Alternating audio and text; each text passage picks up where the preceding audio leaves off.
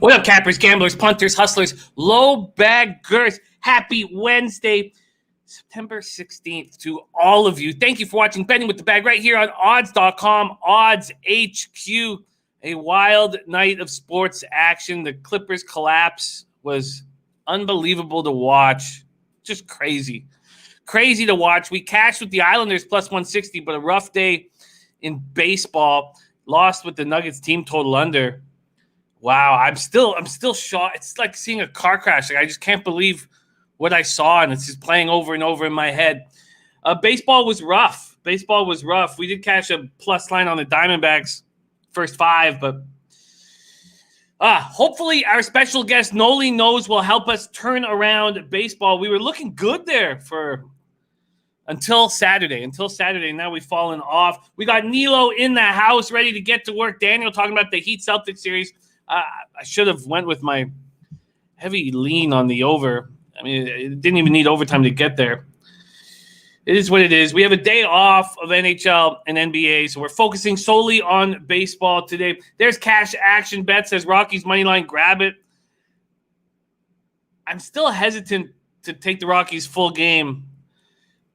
The first five is just minus 130. I'm waiting for the first five minus a half to come out, and it still hasn't come out yet on Bet365, so I'm still waiting. There's V. Jones ready to get to work. Tigers, Cubs, and Phils for cash action bets. There's Brandon Lugo, Mitch Bruner, Christian Rivas says, let's go. Slats 45 says, great call on the odds, Jimmy. Thanks. Sorry to take the Bolts with no point and no updates for game 6. Yeah, but the Islanders 24 shots on goal in a double overtime game. But the way they celebrated at the end made me think that there's a lot of life left in that hockey team. It was a nice win. We got back to plus units on the season in the NHL. Mr. Know-It-All ready to go. There's Tyrone Coleman ready to go. Serious business. DX Filer. We haven't seen DX Filer in a little bit. Carlos Jedden saying, sorry-ass Clippers. Maybe they just weren't that good at a basketball team. Maybe the Lakers would have run over them. Crazy. Shaft ready to go. Great to see you, Shaft. We got John Connolly, Ari Miller, Steve Priest hit the OT and Islanders Lightning again last night for a huge score. Nice job. 3 of the last 5 NHL games have gone to OT. Wow, I like it. Jesse Daly said, so enjoyable watching the Clipper implosion. It was wild. I just still can't believe. Shaft says, I dabbled back into MLB yesterday after saying I was done for the year. Hopefully it was successful for you. There's Breets Beats in the house. Breets Beats also eating with the Islanders yesterday. Great job, Breets Beats. Dan Kelly says, you might have heard me say this before, stay off baseball. Well, at least we have a very short season. Thank God. Jamari Smith ready to go. Bama Bello. Steve Priest. I like it. We're ready to go. We got a great group. Shane ready to eat. We got Steve Dunn. Backdoor cover. Tony Hill. Nugs easy, says Adam Lassman. Jive Man ready to go. Great to see you. Jive Man coming to us live from Montreal. Talking sports with JT. We got Rockstar, the Czar, Birdie. Thank you, Birdie, for joining us last night on our NFL opening line show Tuesday night. I made a ton of moves. I'm pretty much locked in. I mean, I don't know how much more I'm going to be adding, but thank you for joining us. Well, every Tuesday night at 8 p.m. Eastern, we'll do our opening line show. Rob Bevan started the year 5-0, and then we'll be back in action again on Sunday morning at 11 a.m. All right, it's time to get to work. Astute Chaos, Viper NB. Let's get to work. Andrew Arnold, Phillies and Mets, I'm going strong. 1-8 on my last 10. Nice job, Andrew Arnold. We need to hear what you are on today. And let's bring in our MLB expert, Mr. Nolly Knows, in the house. Nolly Knows, how are you today, my man? Oh, Jimmy, I'm doing really good, man. It's a great time to be a sports bettor, sports enthusiast, however you look at it. Got a whole lot of sports going on. I mean, today we just got MLB, but all in all, you got college basketball, NBA, some NFL. So I'm doing real well, man. Real well. Yeah, it's a great time for sports. There's no doubt about that. We got to enjoy every second of it with the unknown of fall approaching and the school's in session. Well, let's get right to work. Nolly, I'm coming off a rough day. 2-5 in MLB, down 3.42 units. Ugly. Want to turn it around right here. There is Razor Sharp Picks giving out love to Nolly, saying make unders great again. Steve Priest says I capped the crap out of these MLB games. Well, let's get to work right now. We're going to start with Nationals Rays. Austin Voth is just So susceptible. I mean, he just looks so awful. Let's see what we're dealing with here. We're going to go with the totals and money lines. These Rays open up at minus 165. That's where they stand. But it's all over the map. It's all over the map. The lines are all over the map right now. This total opened up at 9. Some books have sent it to 9.5. And it's the Austin Voth situation. So against Atlanta, Voth allows 3 runs on 2 hits, 4 strikeouts, and 4 in a third. And that's a good start for Voth. The Rays are back to this opener, which they haven't been doing much of this year. They won with it yesterday. They're 4-0 this year, doing it 26-17 last year. Peter Fairbanks is going to start, and then Josh Fleming is the primary. Fairbanks 4-3, 3.0 ERA, 1.43 WHIP, 29 Ks in 21 innings. And this Rays bullpen getting healthier and pitching very well. 3.63 ERA, 1.25 WHIP. Man, Voth is so vulnerable. Do we make a move on the Rays here? Nolly knows we're starting off with Nats Rays. Take it away. Yeah, right away, Jimmy, that's the first thing that's going to stand out to me right here is the Nationals pitcher. I mean, the Nationals, they're looking real bad right now. Losers of 4 of the last 5. And on the other side, you got the Rays who actually they're sputtering and they win 6 of 10. That's when they're looking bad. This is a great team. They've got a 4-game lead over there in the NL West. You got the Rays, you got the Yankees right behind them, 4 games back. You got the Blue Jays 4.5 games back with just about 10 to 15 games left for just about everybody. And they're looking to win. They're looking to win often. They're trying to extend that lead, and I expect them to keep hitting well, keep pitching well. Like you said, they're going back to the starter. This is something that they changed a lot. They changed in baseball a lot. They're not the only ones that started doing it. And Fairbanks has looked good, and I think he'll start off the game well. On the other side, I'm looking to fade Voth. Voth has not looked good. He looked good in his first 2 starts, was able to do well. But after that, he hasn't been able to get past the 5th inning, has given up at least 3 runs, has given up 5 runs and at least 5 runs in 4 of his starts. And pretty much that's the way I'm going to look at this game. I'm going to try to isolate it on fading Voth. So I'm looking to take the Rays on the first 5. I'm going to lay the half run right there, and that's going to be my first play. Makes sense. I mean, Fleming comes in, and the only thing the Nats do well is hit lefties. Does that concern you at all? The Nationals, you mean? Yeah, sorry. The Nationals, the only thing they do well is hit lefties. Does that concern you at all? No, not right now. Just the way that they're playing. This is kind of like the angle that I'm looking to approach. The teams that aren't playing for much, I'm looking to fade. And the teams that are still in contention and battling for a spot, or not necessarily they're battling to keep their spot. I'm going to ride those teams. This is things have to buckle down right now. Yeah, no, I agree. I agree. And Josh Fleming is just my only concern. But if the starter can get through the damage, get through Soto in the opening of that lineup, get past Trey Turner, then the rest of that Nats lineup is pretty weak. Rays first 5 minus 0.5. The Rays also are 23-10 against right-handed pitching. There's Alex Ramirez joining us. Great day from Alex Ramirez yesterday. 5-1 for our Spidey play of the day. 5-1, and he hit the Islanders plus 160. And just before we continue, I want to give to everybody dealing with Hurricane Sally right now, and we know that our Ron Crawford is right in the eye of that storm. I just want to send you guys all the positive energy and love in the world, and hope that everybody's safe and gets through all of that. Great job, Alex Ramirez. Spectacular job. Steve Priest is on the over 9, says it will get to 9.5. It is 9.5 at some books. Cap Money Benny joining us. And the THC is Rizza, says definitely going to 9.5. All right, I'm in. I'm going to take that first 5 minus a half. That's at minus 120 at my book. We'll see where it is when I bet it. I probably should have hammered it before. Let's move on to A's Rockies. I came so close to taking the over 11.5. I stopped myself because of Marquez's last 2 starts that have both been good, both being 7 strong, and allowing 2 earned runs. And one was against the Angels at Mile High, where we thought the Angels might be able to rake in that situation. So that kept me off. And then I was going to make a move on the Rockies first 5 minus a half, just like we did with the Rays. And that line, the first 5 came out, but the minus a half had not come out. It's out now.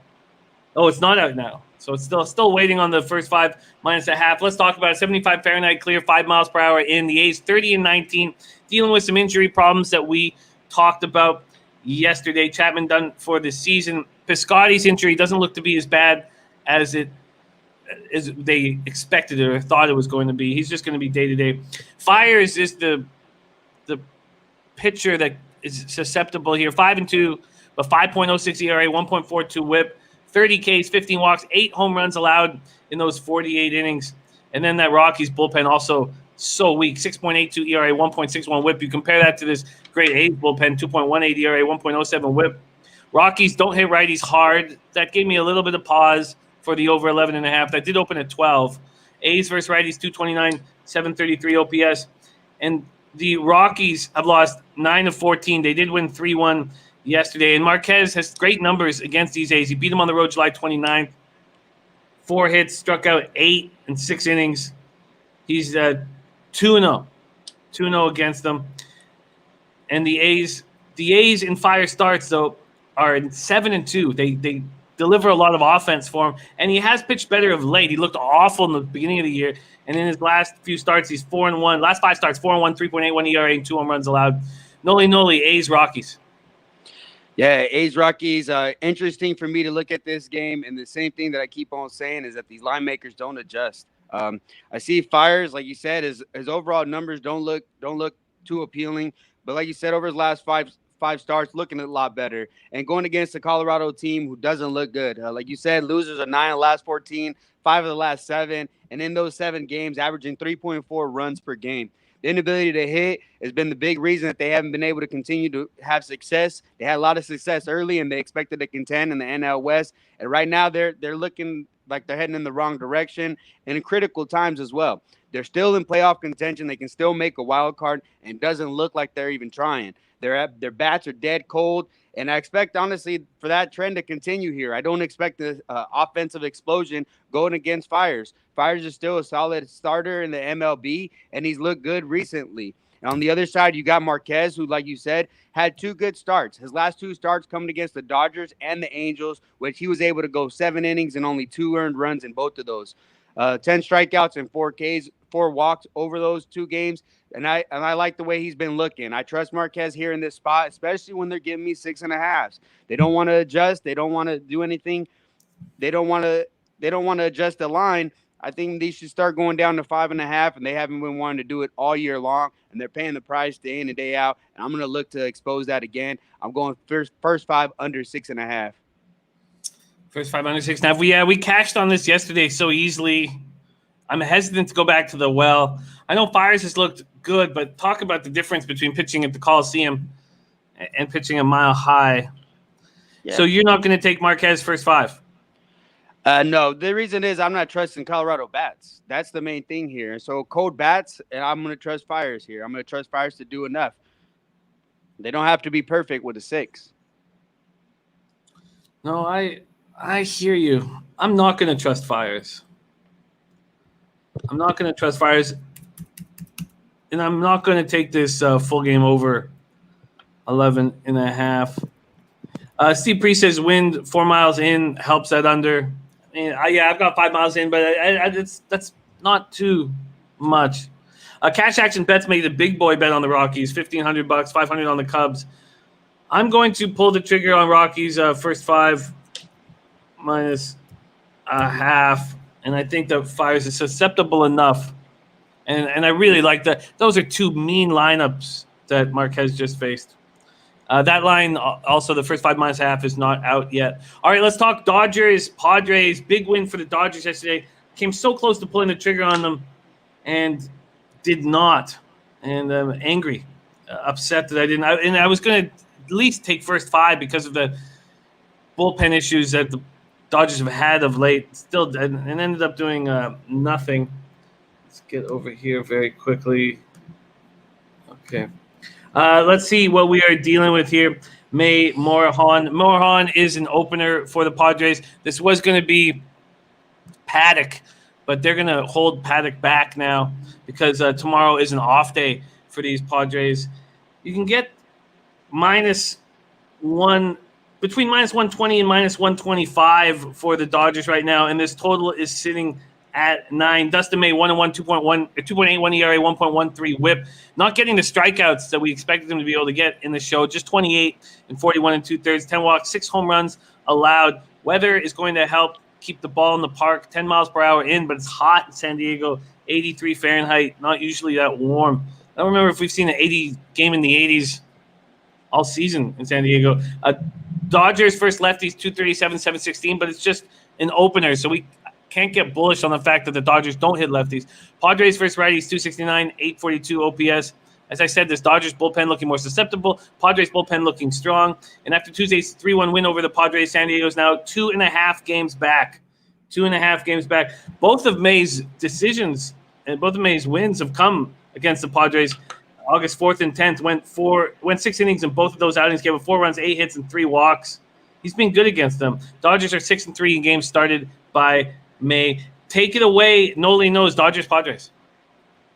All right, yeah, you said it, Jimmy. It was a big win for the Dodgers here. That's why I'm wearing the jersey. I'm excited, and we're able to halt that big winning streak for the Padres. There's a team that's really contending well, and they're playing really loose. They talk about it. The coach talks about it, how they're playing like a bunch of teenagers. They love the game. They go out there. And to me, it's Fernando Tatis. That's the personality that he's always brought and he's always played with, a lot of joy, and it's really fun to watch. I talked about it my first appearance here on the show, and it's panned out. I mean, he's one of the greatest players here in the major leagues, and there's nothing short of that. But here in this spot, it's tough. Motorhome on the mound for San Diego, and in his starts, he hasn't gone more than 3 innings, so I wouldn't expect that here again going against the Dodgers. They don't really want him to face the lineup more than once, and so I expect a really short outing here, and I don't know if I'm going to be trusting the Padres bullpen. They've been kind of hit or miss for most of the season. They did make a couple key acquisitions, but on the other side, we got Dustin May. Dustin May did take the line drive off his foot. Sounds like everything is fine. Dave Roberts talked about it. He says that he had some PFPs, pitcher fielding practice, and he threw about 20, 30 pitches in the bullpen, and he looks really good. So I expect Dustin May to pitch well here. Like you said, he had back-to-back starts against his Padres, and it didn't phase him. I expect him to continue to pitch well. He rises the ball up to 100, got some filthy stuff to back him up. And in this spot, the way I look at this game, it's like a playoff game already. It's one of the early playoff games, and when you're going to give me a 9, I'm going to hammer the 9. I don't think that this game gets to 10. There's no way that I think that, and I'm going to take the full game under 9 in this one. Yeah, that makes sense. Let's see what kind of movement we've had on this. Where did Bet 365 open this? Anyways, it does make sense in the playoff type game here. It's not quite the intensity of yesterday. Or do you think it will be just like that intensity? I think without a doubt, both teams want to win this series. That's a key thing, especially when you listen to the Dodgers. Dave Roberts emphasized that we want to win every series. And so when you're split a game and this is the third game, I think both teams are going to go out there and try to win. And when we look at the Padres, I'm leaning towards the Dodgers, being the fact that the Padres are pretty much going with a bullpen day. You listen to their coach. He said all hands on deck for this one. But I think they'll do well. This is a big scenario for them. And I think, like I said, over the course of the 9 innings, 9 runs in San Diego, I like where I sit here. Yeah, this does make sense. The under 9 in Dodgers, Padres. Yeah, I don't mind tailing that here. Do we think these bullpens could be tired? I mean, you could have said that, I guess, for the last few days with the Dodgers. I mean, 3 days ago, they used 8 relievers, and the very next day they get lit up against the Padres. But to me, this is one of the best bullpens in the league, and I'm going to keep trusting them. If they got hit, they won't get hit next time. The arms that I need to go are rested. Under 9 for Dodgers, Padres for our Nolly Knows. And I'm going to come along. I'm going to jump on board there. Under 9. And Steve Priest, 5 dimes hanging in 9.5. Wow. I didn't see that. Hanging in 9.5. Wow. Okay. let's keep rolling. Here we go. Next up is the doubleheader, the double dip. Cardinals, Brewers. Let's talk about both games here. Expecting the roof to be closed. Dylan Turner says, still can't believe Nuggets won. Serves Kawhi right for leaving Toronto. Just wild. Absolutely wild. Wainwright, Woodruff is game one, and lines are coming out. The total's at 6, and the Brewers are about a minus 150 right now. And in game 2, did Oviedo, we're expecting Oviedo to get the start. If he passes the COVID test, Oviedo will get the start. Let's start game 1. Wainwright, Woodruff. Wainwright 4-1, 2.91 ERA, 1.01 WHIP, being good this year. Woodruff 2-3, 3.40 ERA, 1.08 WHIP, 67 Ks in 53 innings. He's coming off a very strong start. Cards don't hit righties hard. 242, 706 OPS, and Brewers don't either. Both teams are much better against lefties, and both teams' bullpens are similar numbers. 4.23 ERA for the Brewers with a 1.26 WHIP, 4.44 ERA, 1.28 WHIP for the Cards. Milwaukee beat up the Cards 18-3 yesterday. Flaherty, third road start, third time getting lit up and smoked. Cost me money. Milwaukee had scored 7 runs in their previous 5 games, and then they were up for 18. St. Louis has lost 5 of 7 and don't look very good. Woodruff looked great against the Cubs on Friday. 1 hit. Struck out 12 with a walk over 7 innings. Looked awesome. Looked absolutely awesome. And then we have Vogelbach, 12 for 26 since Milwaukee claimed him with a homer, looking strong. And we don't know what's going on with Yadier Molina and Colton Wong. They both could be out of the lineup here. And then just about Wainwright, he's been very strong, very good at Milwaukee in his career, 7-4, 2.68 ERA. Take it away, Nolly. What do you think in game 1, Cardinals Brew Crew?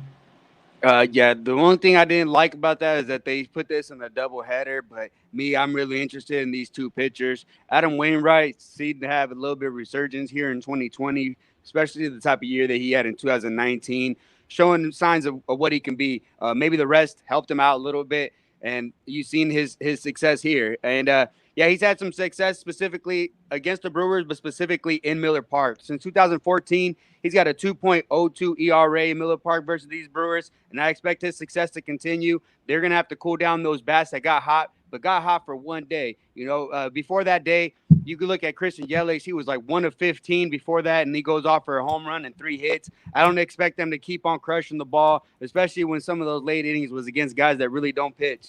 And on the other side, you got Brandon Woodruff. Brandon Woodruff coming off the best start, arguably, of his career. 7 innings, 1 hit, 12 strikeouts, and 0 walks. He looked really, really good. And really, this is a guy that I've trusted, and he hasn't been able to perform that well, and he's been frustrated. You hear some of his comments. He talks about it. He says he has the stuff, but he just hasn't been able to execute and get the final outs. And being that he was able to do that against the Chicago Cubs, I expect him to be able to step up here and do it again here against these Cardinals, who, like you said, have not been hitting the ball well. Really, pretty much just Paul Goldschmidt is the one that's keep riding. He's staying hot, but I really don't trust these Cardinals bats. And it sucks that I do have to get the 7-inning game here, but I'm going to take a shot at the full game under 6. I really like the way these pitchers are looking, and I'm going to ride them.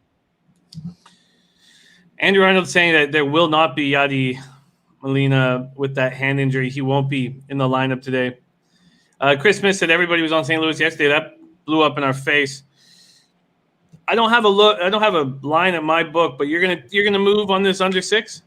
Yes, I'm going under 6. I would like to have a first 5, but early in the season I was getting those first 5 totals, but they seem to cut those off for me now. So I just get full games. I like it. I'm going to stay off these double dips. They've been hurting me badly. Any expectation on Johan Oviedo and Brent Suter in game 2? I really don't like Oviedo. Or Suter much, but I lean to Suter more than Oviedo. I really don't like that guy. I really don't like the way he looks. I mean, he's got some stuff. He's worked hard and he's tried to do what he can, but I'm not a fan. 11 Ks, 8 walks, and 19 in the third for Oviedo. And Suter's a sneaky, tricky lefty, and it's going to be a bullpen day. Yeah. Okay. So no move for me on the double dip, but Nolly taking game 1 under. Czar said Cards don't hit lefties. No, Cards smash lefties. This isn't like last year. Last year, Cards couldn't hit lefties. This year, 254, 823 OPS. They're much, much better against lefties than they are righties. All right. But remember, that's just an opener. So, it's a 3-inning max generally for Suter. All right, let's move on to Red Sox, Marlins, Kickham versus Trevor Rogers.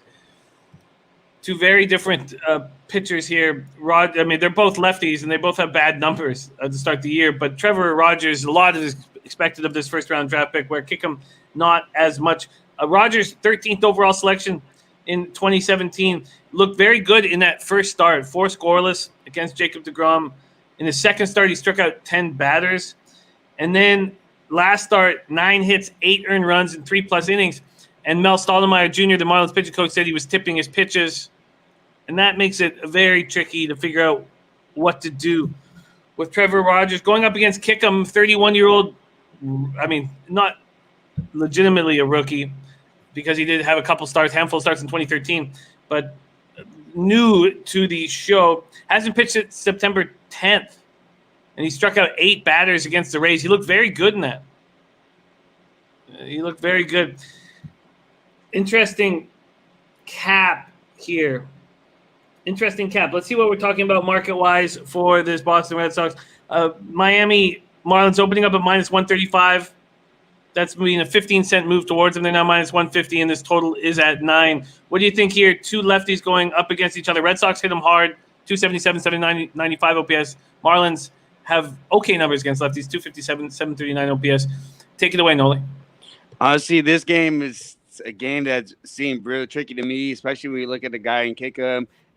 Took so many years off, and really, I don't really trust him. And when you look at the records of these two teams, you got the Marlins that are fighting for a spot, which is very surprising to a lot of people, especially me. Rogers, like you said, I do expect some positive regression, as you would say, some would say, but really, I don't want anything to do with this type of game. I look at these games, I look at these two teams, and really, I haven't had a good read on Boston. My lean would be towards the under, being the trend of what I see over there with the Marlins. But honestly, I didn't really like this game, didn't really dig in too deep. It's tricky.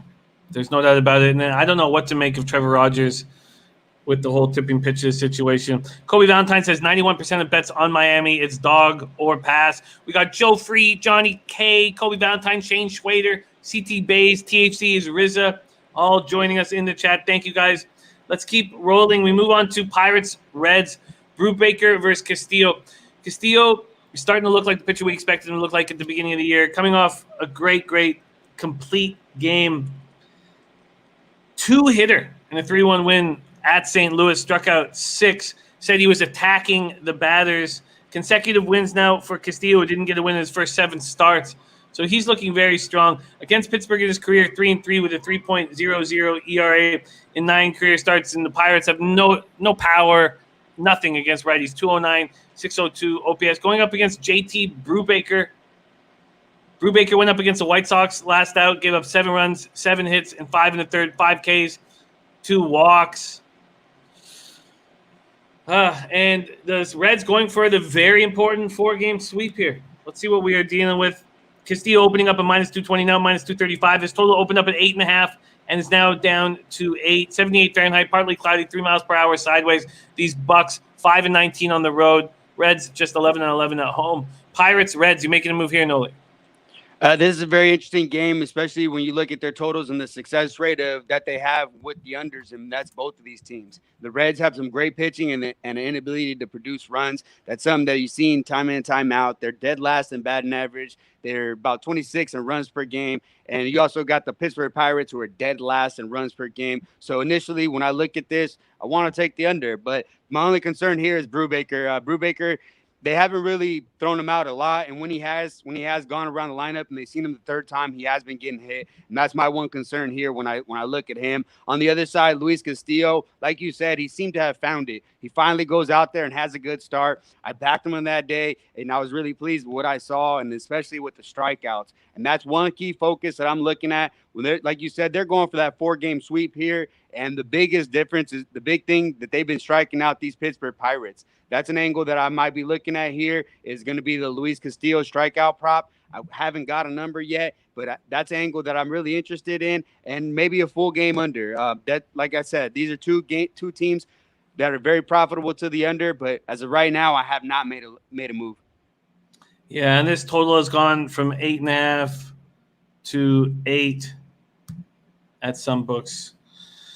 And we got Ski Profit, DJ Big Boss in the chat. Thank you guys so much for joining us. And man, that Clippers, I was extremely wrong about that LA Clippers basketball team that I thought would be so tough in important situations. Watching Kawhi go 6 for 22 from the field was shocking. Shocking. All right, Brubaker Castillo, it's a stay off at this point. Look, I get why someone would want to back the Reds. I just don't want them at this price. Do you have a K props available, Jimmy? Yeah. Let me see what I got here for Luis Castillo K props. Let's get over here. Oh no, I don't. Yeah, no, they have not popped that out yet. Yeah, see, I haven't got that either. Yeah, that might be an angle I might be attacking. I think I like that. I want to back Castillo some kind of way, but when I saw that line, that's crazy. But I want to ride him. Yeah, Castillo, but he only had 6 Ks in that last start. Yeah, this is a Pirates team, though. No, I feel you. I feel you. All right, let's move on to Mets Phillies. Mets cost me yesterday. Mets Phillies, 69 Fahrenheit clear, 7 miles per hour, out to left center. DeGrom looking better than ever. 4-1, 1.67 ERA, 0.87 WHIP, 79 Ks in 54 innings. Going up against Zach Wheeler, who missed days because he tore a fingernail putting his pants on. What kind of pants is this guy wearing? What a mess. He's back. 1-0 with 3.46 ERA in 2 starts against the Mets this season. And this Phillies team won 4-1 yesterday with this very depleted lineup. So no Jay Bruce, no Rhys Hoskins, no JT Realmuto. Jake Arrieta suffered a hamstring injury on his last pitch of the game. And DeGrom has been just dominant against the Phillies. 8-1, 2.16 ERA in 16 starts. Let's see what we're getting here market-wise. Phillies, Mets open up at minus 135. Wow. Now minus 170. A 35-cent move towards the Mets. And this total sitting at 7.5. Take it away, Nolly. You love DeGrom Day. What are you doing here? Oh, yeah, Jimmy. You already know this is a pitcher that I love to back. And last time out, the Mets had some offensive explosion, which is kind of rare on the times that DeGrom pitches. And here they're facing Zach Wheeler, a guy that they're very familiar with. A lot of drama between Zach Wheeler and the front office of the New York Mets. And being that he had that little fingernail issue, maybe a little advantage to this. I don't want to speculate on what happened. It sounds a bit ridiculous, but I expect him to pitch well. He's looked really, really good this year, having a lot of success, throwing his fastball a lot. And the pitching coach, like I mentioned on a few other of my appearances, is what made the difference for me and what I like out of some of these pitchers over there with the Phillies. But the Phillies have not been able to put together wins, and that's something that's concerned with that lineup. And now they're facing arguably the best pitcher in the major leagues, has had well over 100 pitches, over 100 miles an hour, and Jacob deGrom, and the guy is just filthy. The guy that you can back time in and time out. And being that these pitchers are gonna, Wheeler's not gonna look to fall behind. He's going to want to go tick for tack with DeGrom, and I expect a good pitching matchup here. You look at other advanced metrics and everything you look at with both of these guys, and everything checks the boxes. I don't like the ability to hit for the Mets, but good pitching beats good hitting, and I always say it time and time again, sometimes you got to drop the purse, and I'm going the first 5 under here. Well, you're getting a 4, so you don't have to deal with a 3.5 at least. Yeah, but you still need the same number to win, so I mean, yeah. But typically when I look at those 3.5 games and this type of pitching, that's what you're betting, whether or not it's going to go from 3 to 4. So for some reason, every time I bet these 3.5s, it'll get to 3. You're just betting, will that extra base hit come in to get that guy in from second? That's typically what you're betting on. But I like it here. I like these two pitchers coming down the stretch here. I like it. We have a first 5 under 4. What was the juice on yours? Mine's minus 120. Yeah, I got minus 120. Steve Priest also on this Mets Phillies first 5 under. Yeah, and so no concern that you think that it might even be an advantage that Zach Wheeler got a few extra days of rest. Yeah, because I don't believe that would be a concern for him. I mean, the fingernail's behind it. I'd be more concerned with a blister than a fingernail. First 5 under 4, a Nolly Knows special. And I'll jump on it as well. Wesley Costa saying great play. Phillies Mets first 5 under. Steve Priest also on it. Okay, let's move on to Blue Jays Yankees. 71 Fahrenheit clear. The wind is 10 miles per hour sideways out to left. And Taijuan Walker got lit up. But he wasn't the only one who got lit up. Our whole bullpen got lit up. The Yankees are rolling, looking for their 7th straight win. In their 6 wins, they've outscored the opponents 48-11. Not only that, but Luke Voit has now taken over the major league lead with 18 home runs. This Yankees team can just hit the ball. Even with all the studs out of the lineup, they're just smashing. And Sanchez being so awful this year, they're still smashing the ball.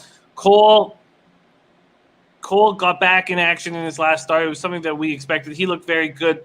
And Rourke looked a little bit better in his last start. He was angry that he got pulled after throwing 68 pitches.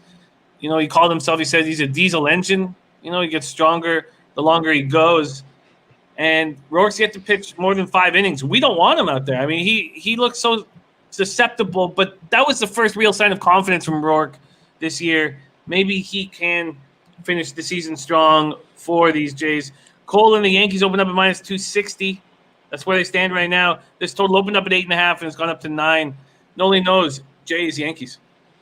Yeah, when I look at this, I love Garrett Cole. I love watching him pitch and the things that he's able to do. And like you said, his last start, 7 innings, only 2 hits, no earned runs, 9 strikeouts and 1 walk.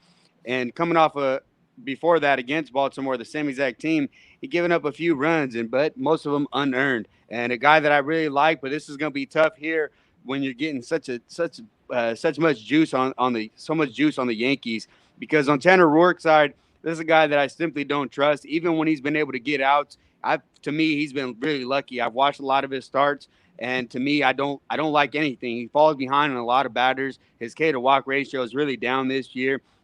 Something that is a big concern for me, and a guy that I'm really not trusting. Like you said, these Yankees bats seem to be hitting, and they may be waking up. So possibly maybe a team total over with the Yankees, maybe a look. But honestly, for me, when I see this minus 240, I stay off, especially, the first 5 is, if you're laying a half, you're still at minus 160. To me, I don't see much value here, especially even taking Toronto. I expect the Yankees to come out and smash, but I'm not laying that.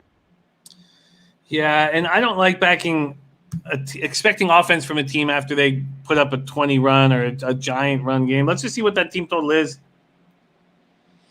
Team total over 5.5 at plus 100. Yeah, I'm going to stay off it. Poor ROI for me backing teams after an offensive explosion. All right, let's move on to Royals, Tigers, Brady Singer, Tariq Skubal. And great. When I was rolling last week, I had a great read on Singer, great read on Bubic in the start after him, and cashed with both. And I don't want to go back to the well with Brady Singer. Interesting spot. You have Brady Singer coming off the best start of his career, Tariq Skubal coming off the worst start of his career. Both young pitchers with a lot of upside. 76 Fahrenheit clear, 9 miles per hour sideways. Royals have been winning. They didn't win yesterday, and I know a lot of people were backing the Royals yesterday. Boyd looked good. Didn't win yesterday. 20-29, 10-16 on the road. Tigers 21-26, 11-11 at home. Royals are decent against lefties. 265, 742 OPS. Tigers have nothing against righties. They smash lefties, but nothing against righties. 232, 688 OPS. Royals bullpen's been good all year. 3.97 ERA, 1.44 WHIP. Tigers bullpen had been good all year and it's been absolutely torched in the last couple of weeks. Now a 5.29 ERA, 1.36 WHIP. Scope injured due to a right wrist sprain, so they activated Nico Goodrum. Nico Goodrum's going to play second, and Will Castro is going to move over to shortstop. And Skubal charged with 6 runs and 2 innings against St. Louis, walked 4 batters. And Singer coming off the almost no-no, took the no-hitter into the 8th inning. Looked very good. Let's see what we are dealing with here. Royals, Tigers. KC opening up at minus 130. They're now minus 135 at bet 365, and this total sitting at 9. A couple books have taken it down to 8.5. Royals, Tigers, Nolly, what are you thinking here?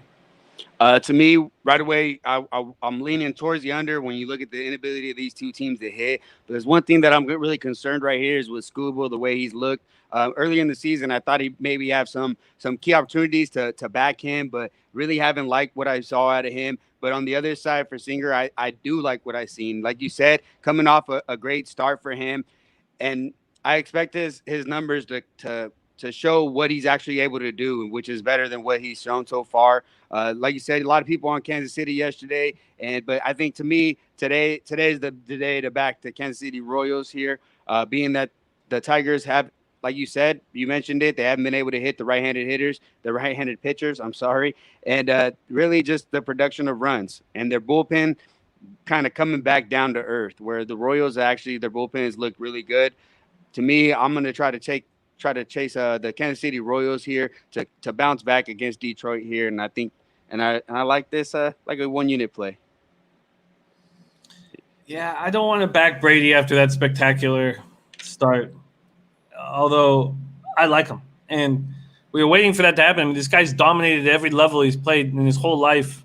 At some point, he's going to dominate up here, and he did last start. And Scooball's numbers, we talked about him with one of his starts with Nolly on the show, and Scooball's numbers were unbelievable in the minors. Some of the best numbers that we'd seen of any pitcher coming up. This is going to be a stay-off game for me, but I can understand believing what you saw from Singer. Steve Priest says Royals only 3-5 versus left-handed pitching, otherwise lean at KC. Okay. And the five czar lock is the Royals. Cash action bets on the Tigers. Okay, I'm off of that spot. The Czar with the Royals tribe parlay. There's AM plus money joining us. We miss you, my man. Hope all is well. Hope you and Coactus are both doing great. Please send my love to Coactus. Let's go on to Braves Orioles. 71 Fahrenheit clear, 7 miles per hour out to left center. Cole Hamels making his 2020 debut. Left shoulder inflammation in spring training, and then left tricep tendonitis in the summer camp. So the spring camp, he dealt with the shoulder. Summer camp, dealt with the left tricep. He's on a pitch count. He's going to be limited to 55 to 60 pitches, 3 to 4 innings. Last year he was good, 7-7, 3.81 ERA, 1.39 WHIP, 143 Ks, and 141 2/3 with 56 walks, and they need him badly. They're also going to get Max Fried back this week, so the Braves starting rotation is going to be a little stronger. 71 Fahrenheit clear, 7 miles per hour out to left center at Camden. And these Orioles hit lefties pretty hard, 252, 756 OPS, going up against Keegan Aiken, another lefty who looked very good in his first couple starts and then got torched September 11th at New York.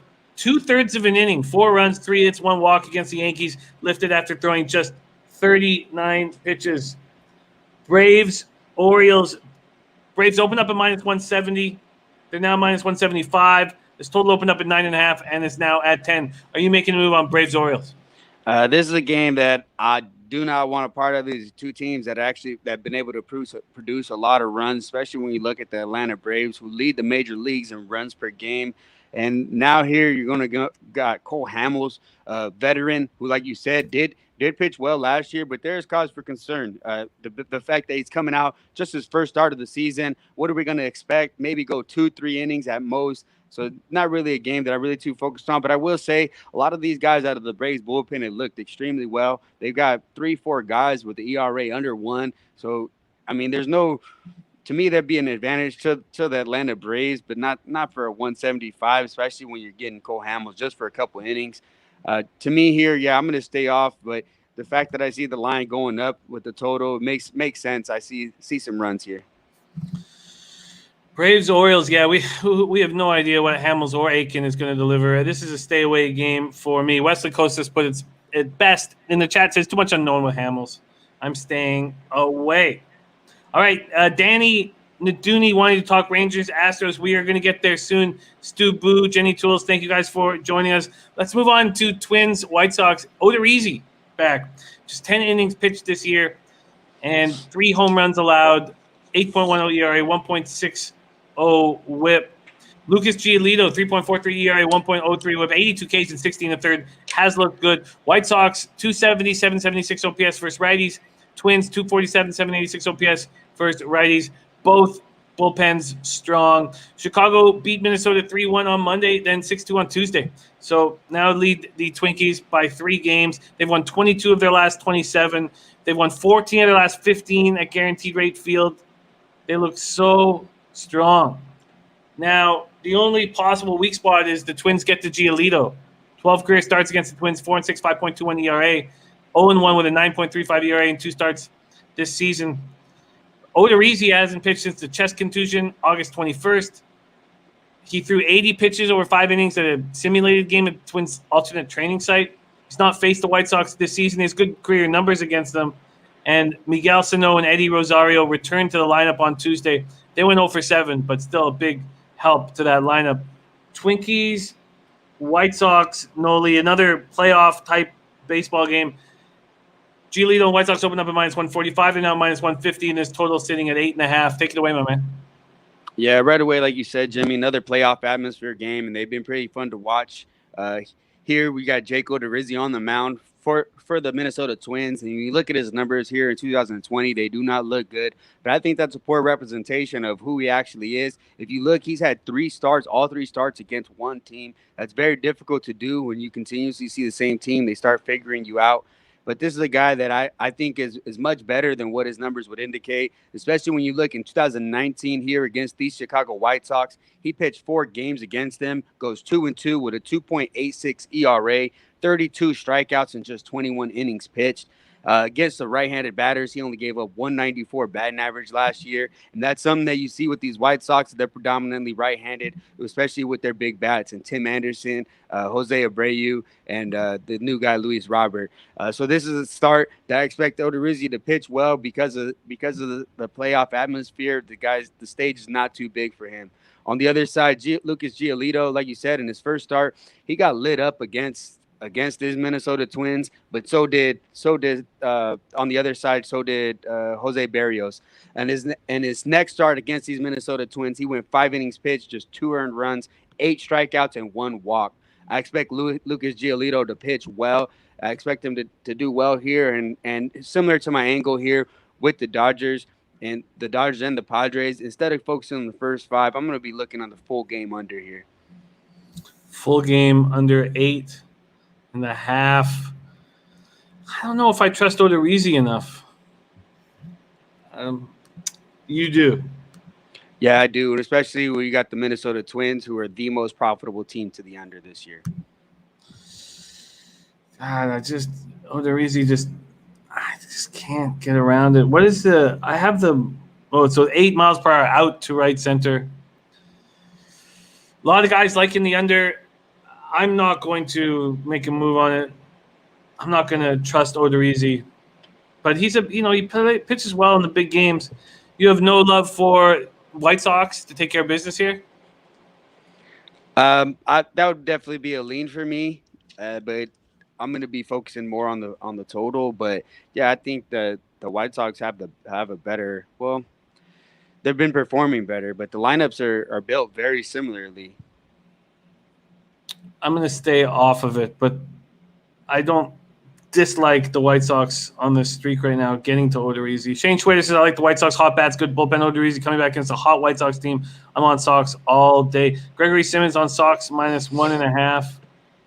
And the Twinkies, they're 10 games over 500, 30-20, but just 9-15 on the road. Oh, Paco Healy, great to see you, my man. Chili Dog Dooley on Twins money line. I mean, you have to think if the Twins take care of, I guess Odorizzi's rough numbers against the Twinkies. Okay, I'm going to stay off this spot. Let's move to Rangers, Astros. Kyle Gibson, now the highest ERA of any qualified starter. 1-5, 6.14 ERA, 1.66 WHIP, 41 Ks and 48 1/3. Going up against Lance McCullers, 5.79 ERA, 1.42 WHIP. I mean, these guys have both been touched so far this year. But the roof will be closed in Houston. Rangers versus righties, 210, 641 OPS. Astros versus righties, 245, 730 OPS. Both bullpens struggling. Altuve back, but he's been bad this year. Correa fouled a pitch off his left ankle. Unclear whether he will be in the lineup. McCullers was on the 10-day IL with neck nerve irritation. Then he doesn't require an out. That was his previous start. Then he goes on the IL. Then he allows 3 runs, 2 hits, 3 walks, and 6-5 loss to the Angels on September 4th. He's not looked good. He's okay numbers against the Rangers. And, man, Gibson, 8.10 ERA over his past 5 starts. His ERA was 3.74 before it blew up. But he's got nice numbers against the Astros in his career. Gibson versus McCullers, Rangers, Astros. Let's see what we are dealing with here in Houston. Houston opening up at minus 235. Now they're minus 220. This total opened up at 9 and it's gone down to 8.5. What do you think here, Nolly? Rangers, Astros? I think this is a very tricky spot, especially when you look at these pitchers and when you look at the stats that you see. The one thing that's encouraging when you look at Lance McCullers is his ground ball rate. That's something that I really like to see. But he hasn't been as bad as you might think. He's kind of been off and on. He'll have a decent start and then get lit up and back and forth like that. That's kind of the type of season that he's had. So it's difficult to trust a guy like this. And on the other side, Kyle Gibson, like you said, really bad ERA on a team that really can't hit the ball. That's a recipe for disaster. And really the Astros, you can say they haven't been able to hit, but they still ranked. They're being ninth in runs per game, and they're actually very profitable to the over. So this is a game that's a bit tricky to me. But being like you said, the roof closed over there in Texas has been really good for the under here. So this is a spot that's a bit difficult for me to decide, but I lean towards the under here. I have not pulled the trigger, but I think they're adjusting a little bit too high based on these pitchers, and I expect some buyback. I mean, not buyback, but I expect them to start pitching a little bit better. But it's hard for me to trust either one of them. When you look at Kyle Gibson, I see a lot of 5s and 7s when I look at his game log stats. Not a guy that I'm liking right now, so I'm off this game. Chin Rummy picked up the Astros under 9.5 this morning at Penny. You got to expect some positive regression, but this is a clear question mark game. All right, let's move on to Indians Cubs, 73 Fahrenheit, partly cloudy, 9 miles per hour, sideways in. Savali versus Lester. Indians 14-11 on the road, and they are on a massive losing streak right now. Massive losing streak. They've lost 7 straight. Indians have lost 7 straight. Cubs coming off 6-5 win. The series opener have won 3 straight. Lester coming off one of his best spots of the year. 6 scoreless Friday. Struck out 8 against the Brew Crew. And he claims it was just a mechanical adjustment. Very simple mechanical adjustment, and he'll be back rolling again. Because he's sitting on the year with a 5.05 ERA, 1.34 whip, 37 Ks, 12 walks, 9 home runs allowed. This is a nice lineup for him. This Indians team just hitting 225, 654 versus lefties. And then Savali, I don't know what to make of him. Allowed 4 runs, 7 hits, 6 innings, and 11-1 loss in his most recent start against the Royals. This is his first career start against the Cubbies, so the Cubbies have never seen him before.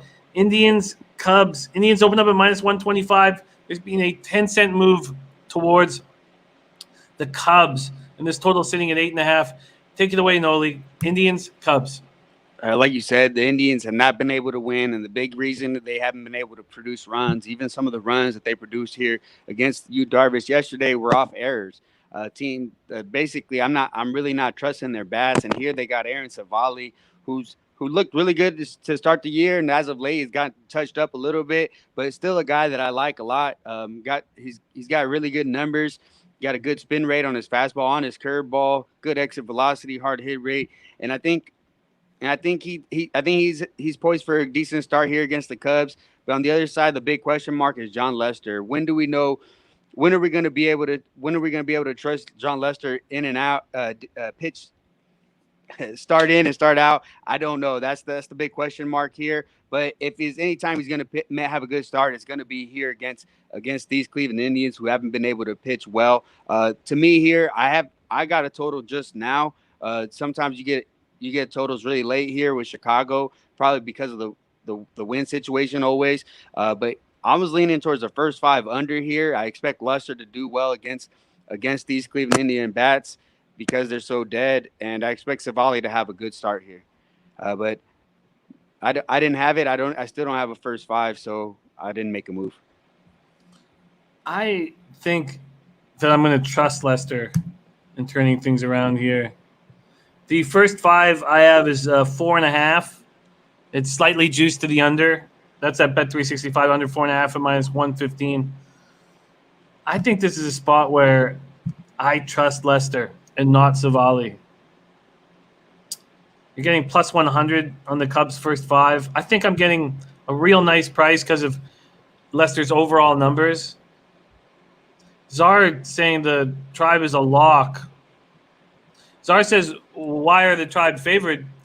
Because Savali's had a much better season than Lester. I mean, that's why I think and we know that the Cubs' offense has been ice cold lately. And the Czar is playing the Tribe and the Royals big today. Why do you think the Indians are road favorites here, Nolly? It's all based on advanced metrics, and his Savali's advanced metrics are significantly better than John Lester. The metrics do not like him.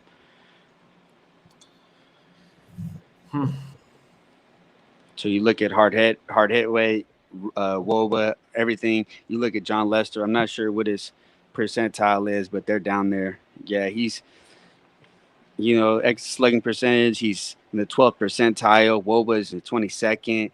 Got a really low whiff rate. They're barreling up his pitches quite a lot. That's the biggest difference. And do you feel like there was just a mechanical adjustment issue? I mean, well, to me, I don't think that he's as bad as those numbers indicate to begin with. I don't always believe in all the sabermetrics. That's where I always bump heads with some of these because some of them don't like them, and all of a sudden they like Davies this year, but that's a guy that they always tell you to fade.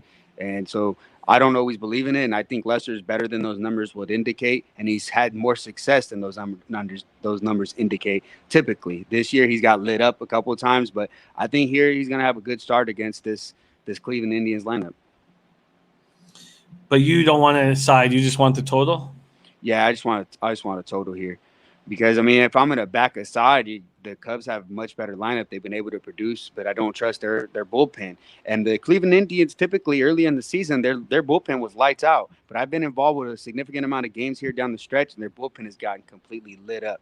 So, if anything, I'm looking at the first 5 under. A lot of Indians backers in the chat. Lester gets hot like this. And it wouldn't surprise me if Lester steps it up late in the season here. I mean, I don't want to go up against the Czar, but I see the Cubs at a plus price, and I'm extremely interested. Shane Schwader says if Ross sees Lester get hit, he will take him out immediately. Then Cubs come back against the Indians because we always come back from behind against the Indians. Andrew Arnold says a lot of stolen bases. The Indians got something to play for. I feel like more life in the Indians. Indians have lost 7 straight. They're not playing good baseball right now. I'm going to stick with my gut here. Gas Station Sushi in the house says no NBA today. Very little value on this MLB card. Good day to regroup for this weekend's action. And big shout out to our Gas Station Sushi who had the winner in the Queen's Plate on a big shot. The $2 winner paid $28. And, of course, Gas Station had it. Jin Rummy says, come with me. He says, that's why the Tribe are loved, because Lester is trash. So, Jin Rummy, you're making a move on these Indians? Cash Action says they're going to lose again today. Roll with the Cubs. I think. Okay. Look, I'll go down in flames here. And if I lose money, then I lose money. I just see Lester as a pitcher who can turn it on here. And I'm going to back him.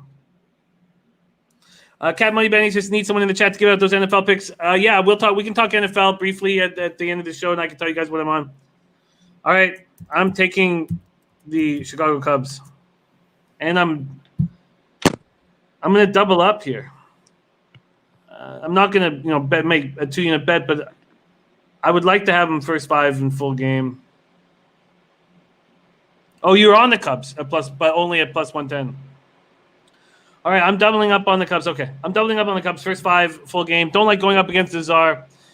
Good hustle, Prince of the City. There's Smith Legacy joining us. All right, let's move on to Diamondbacks Angels. 84 Fahrenheit clear, 7 miles per hour out to right center. Caleb Smith versus Dylan Bundy. Dylan Bundy looked great all year. 5-2, 2.48 ERA, 0.91 WHIP, 67 Ks in 58 innings. Going up against Caleb Smith, who was part of the big piece in the Starlin Marte trade, and coming off the IL and slowly being stretched out. 3 innings in his Diamondback debut Friday. 1 run, 1 hit, 1 walk with 3 strikeouts against the Mariners. And remember, that Mariners team can't hit lefties. So we will see how I'm unsure what Caleb Smith is going to give everybody, but I do know that Angels don't hit lefties. 225, 694 OPS. They did get the Mad Bum yesterday.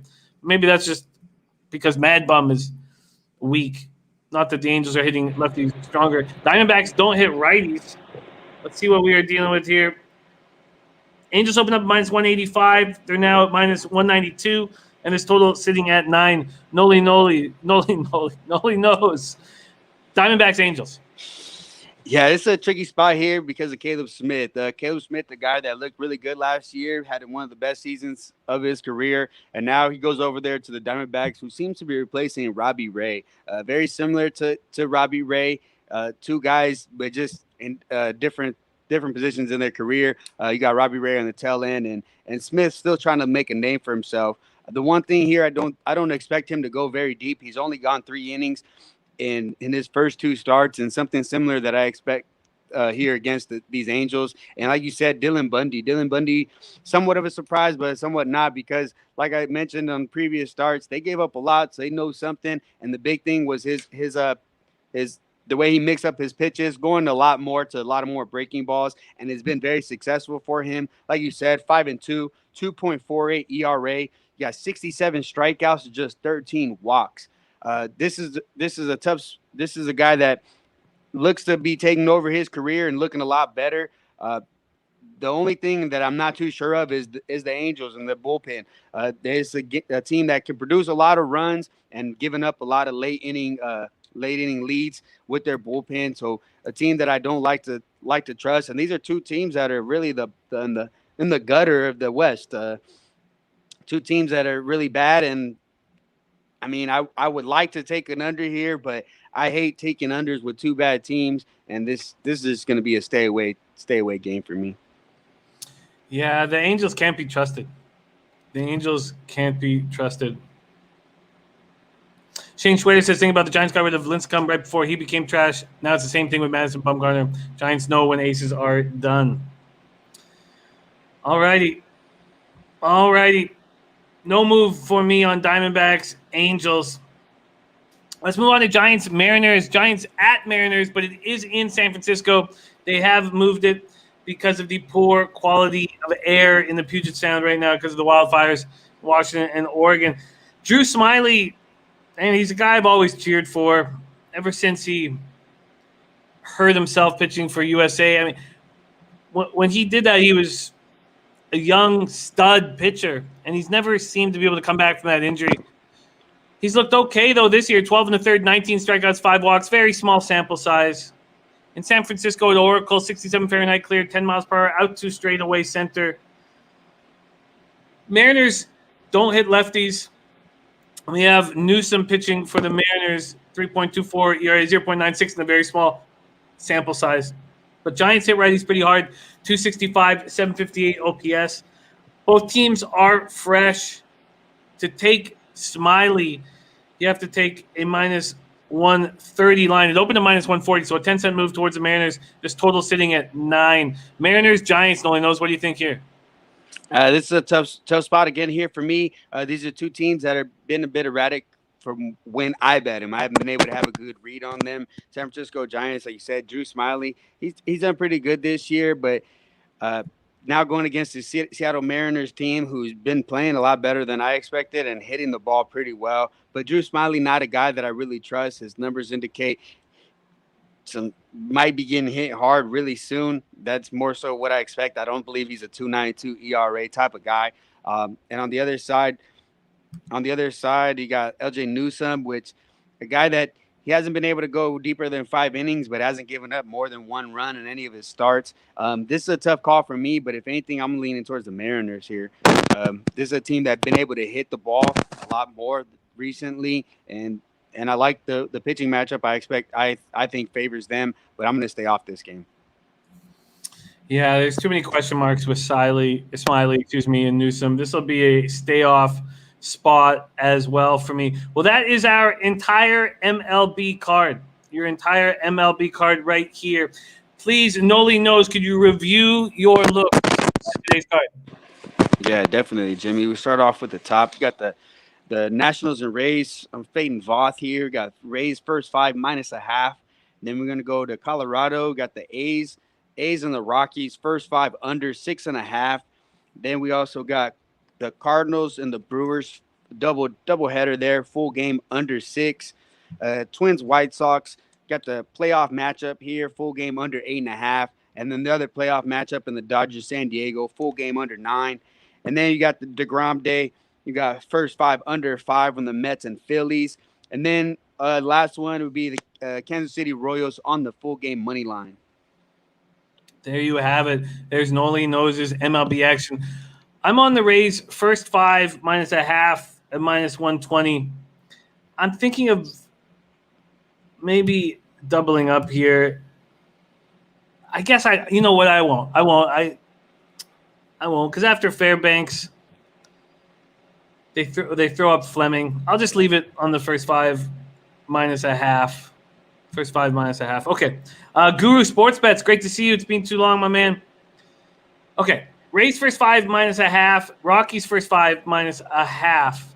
Dodgers, Padres under 9. Rolling with Nolly Knows on that. Skipping the Cardinals, Brewers doubleheader. Off of Red Sox, Marlins. Nothing in Pirates, Reds. Mets, Phillies first 5 under 4 at minus 120 in the DeGrom Wheeler matchup. Jays, Yankees, I am off. Royals, Tigers, I'm off. The next move for me doesn't come until the very polar opposite sides in our chat. The double up on the Cubs, first 5 and full game. And that's it for me. That is my MLB action. What a treat it is to have Nolly Knows break down the entire MLB card with us. Follow this man on Twitter at Nolly562. Brandon Lugo says, nice job as always, Nolly. Thanks. Nolly, any last words for these great cappers in the chat? Hey, I hope to give a little bit of helpful information, and I always love being here and sharing my knowledge with you guys, and actually taking some knowledge from you guys as well. I do listen to the chat, and I do listen to you guys, and maybe find a little different angle that I wasn't thinking about. So thank you guys as well. Our absolute pleasure. There he is. Nolly Knows here every Wednesday, getting a lot of love from the chat. Well, that is MLB right there. We will go over my NFL action here right now. Let's go over it and pop it up here. We had a great start to the season. Well, Bebsy had a great start to the season, 5-0. This show had a great start to the season. Let's just talk about the moves we're making here. Nolly, are you making any moves here in football coming up this weekend? Oh yeah, I've got a lot of plays already locked in. I try to get them in early in case of line movement, and also I don't like being influenced by the line movement. So if it does go the other way, I still got my bets already locked in. So yeah, I've got 4 college plays and I've got 3 NFL plays locked in. Sweet. Do you have them handy? Yeah, I got them right here. Okay, perfect. Perfect. Well, let's talk NFL first, and then we'll go into your college football plays. How are you attacking NFL this week? Let's hear it. All right. Well, I'm coming off a nice hot weekend. Went 5-0, so I really started off good. But it is the beginning of the year, and this is when I like to attack. And so right away, I got a game tomorrow. I like the Bengals and the Browns. I got it under 44. The way that the Browns are looking to attack the game, they've been running the ball a lot more this year, and their defense is really good. On the other side with the Bengals, yeah, I understand they got the fresh quarterback, and he made some rookie mistakes out there. Burrow looked good, got a nice 20-yard run, which looked really impressive, but I don't expect their offense to really take the top off. They only got really AJ Green, and their defense is really a focal point of this team, and I like the way they looked against San Diego. Mind you, San Diego's offense is a little worse here than the Browns, but I expect that game to stay under. Do you want me to just keep going off all the looks, or? Yeah, no, why don't you just keep going off all the looks? I like that look. Okay. But for that Thursday nighter, we can touch that. I am, and this may be a square play or an overreaction of week one, but I did take the Bengals at +6. I just couldn't help myself after watching the Browns play. And, we know, and you brought it up, and we know this Chargers offense is going to be extremely pedestrian with Tyrod at the helm. But I saw enough from the Bengals that I think they can keep it close. D. Summers is on the under. Bengals says nice pick on the under. He's on Bengals +6.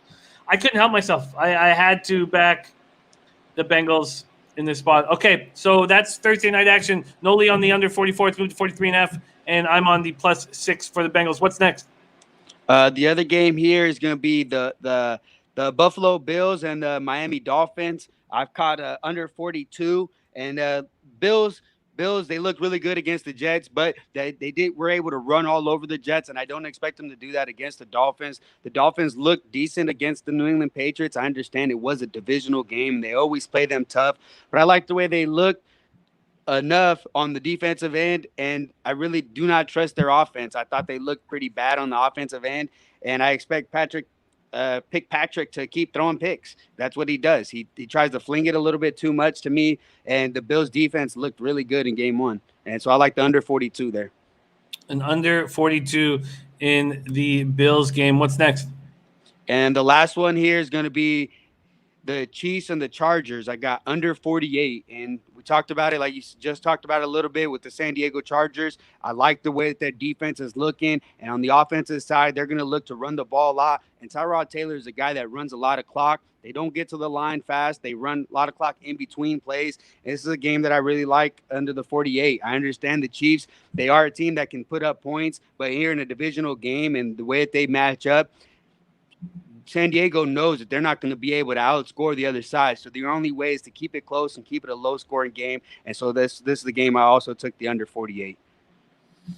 Under 48 there. I like it. And you have one more, or is that your full NFL No, card? I just got those three for the NFL. I like it. My action is there were some spots where I felt like I had to take, and maybe these first two are overreactions. But I'm on Bengals +6 and Jaguars +9.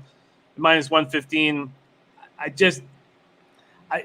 He's seen Nilo in the chat talking about how the Titans are going to destroy the Jaguars. This just doesn't seem like an offense that's going to put up enormous numbers. And even if the Jaguars fall behind, Minshew's going to air it out. And I just think I'll be live. I'm on two unders here, Noli. I'm on the Niners, Jets under 42.5, and the Broncos, Steelers under 41.5. Then I have another dog in the Panthers +9. So my first three sides are Bengals +6, Jaguars +9, and Panthers +9. Then I move on, and this may be a mistake because the Chiefs and Ravens play each other next week. But I took the Chiefs -8.5. I just think they can roll and roll and roll. I'm a little more nervous about the Ravens. I took them first half -3.5. Against the Texans. Maybe that's too square. And then I took the Raiders.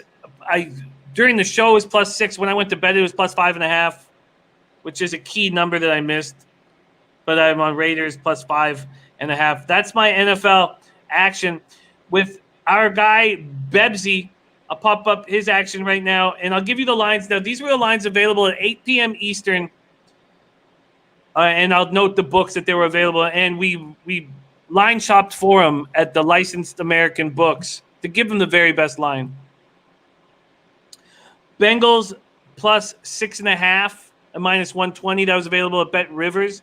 Falcons +6 at -118. That was available at Fox Bet. If I wanted to make that same bet with the Falcons, I was going to take a +4, and I just couldn't have him have a 2-point better bet. Out of spite, I didn't take the bet. Jaguars +9.5 at -120. That was at Bet MGM. He's on the Niners, Jets under 43 at -121 at Bet Rivers. And he's also on the Chiefs -8 at -115 at Bet Rivers.